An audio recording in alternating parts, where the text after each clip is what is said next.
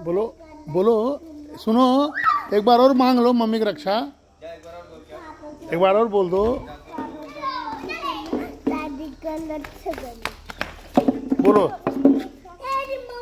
सभी का और पूरे परिवार और पूरे गांव और पूरे पूरे पूरे भारत का, बोलो पूरे भारत का रक्षा करना, आप पूरे विश्व का।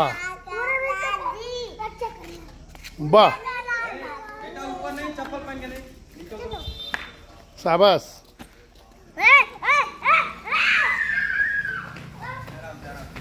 ये हमारे गांव के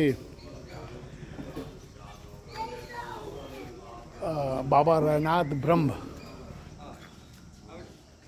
का ये पवित्र स्थल है, वेंकटा मिश्र सलेमपुर देवरिया का। और हम लोग कौशल भैया की बिटिया अपेक्षा के विवाह के बाद यहाँ पर सब परिवार एक कथा पूजा और पूरे गांव को खिलाने के निमित्त आंगन में भी पूजा होगा आए हुए हैं। बहुत प्रसिद्ध स्थल है साथियों, बाबा रैनाथ ब्रह्म जी का, जो कि बाण भट्ट के 7वीं पीढ़ी से उनका माना जाता है और वत्स गोत्र के हम लोग के जो हैं प्रवर्तक रहे हैं। हम लोग इनको ईश्वर स्वरूप पूजा करते हैं। आप देख सकते हैं, मैं आपको दिखा दे रहा हूँ, श्री वत्स ऋषि वत्स गोत्र का परिचय हमारे है। हम लोग का गोत्र वत्स है।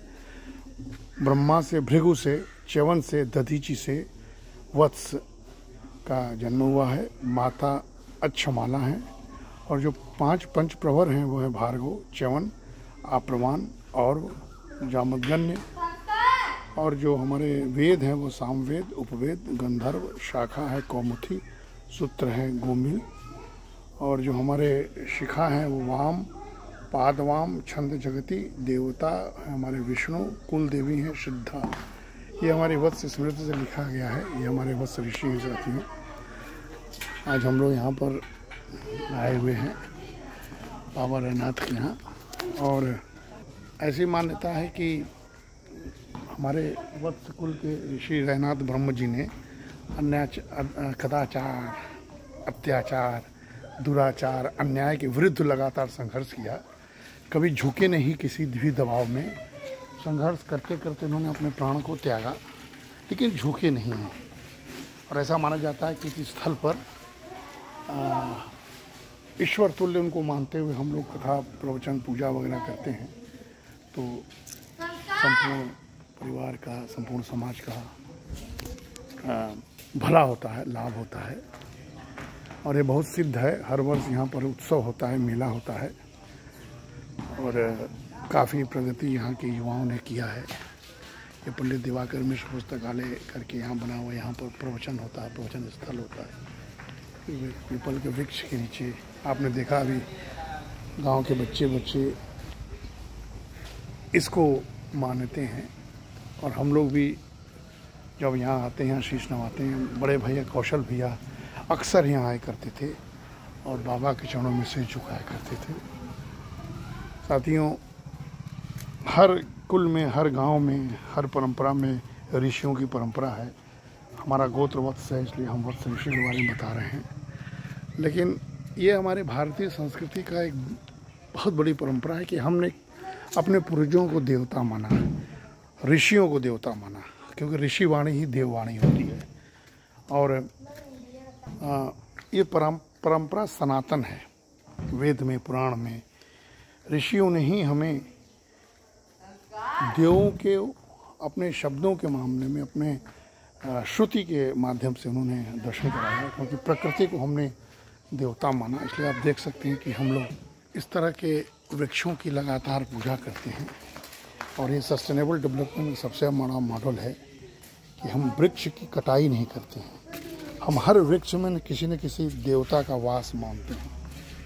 ये बच्चों को, छोटे छोटे बच्चों को सिखाया जाता है। और ये संस्कार इसी तरह के शिक्षा और सिखाने से होता है। तो इसी के तहत आज हम लोग आए हुए हैं। और आप देख सकते हैं कि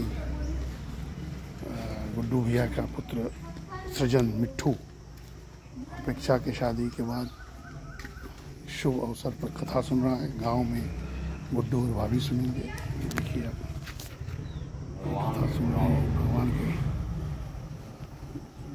आह्वान, देवता का आह्वान।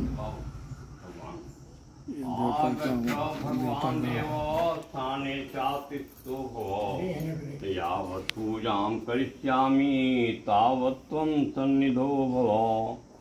और भगवान के आगे न मान लो तो उनके आसन पर बैठे के रक्षा सूत्र दे दो, चाहे फूल पर बिठा दो, बैठे दो।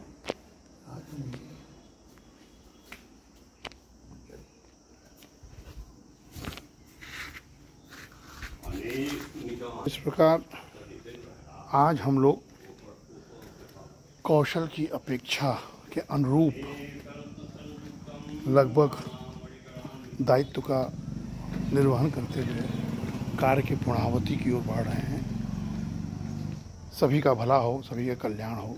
जिसने भी हम लोगों का साथ दिया उसको प्रणाम है, आभार है। और आज गांव पर आके अपने परंपरागत स्थल पर आके, जहाँ पिता पैदा हुए हैं, जहाँ हमारे पूर्वज पैदा हुए हैं, जहाँ की मिट्टी हमारे लिए एक तिलकोत्सव का एक तत्व है। हम पंच तत्व में विश्वास रखते हैं। आज यहाँ आकर हम लोग धन्य हुए। कहते हैं कि ज़मीन को नहीं से जुड़े रहना चाहिए, गांव को नहीं भूलना चाहिए। कितना भी हम विकसित कर लें, गांव हमारा उद्गम स्थल है। शहर गांव के गर्भ से पैदा होता है। आज भी जो हम हष्ट पुष्ट हैं, पौष्टिक पदार्थ के बल पर जिंदा हैं, वो हमारे गांव और किसानों के बल पर है। इसलिए हम इस गांव को बचाएं, गांव को सुंदर बनाएं, गांव को समृद्ध बनाएं, गांव में सब सुख सुविधा दें, गांव को ट्रांसपोर्टेशन के साधनों से जोड़ें।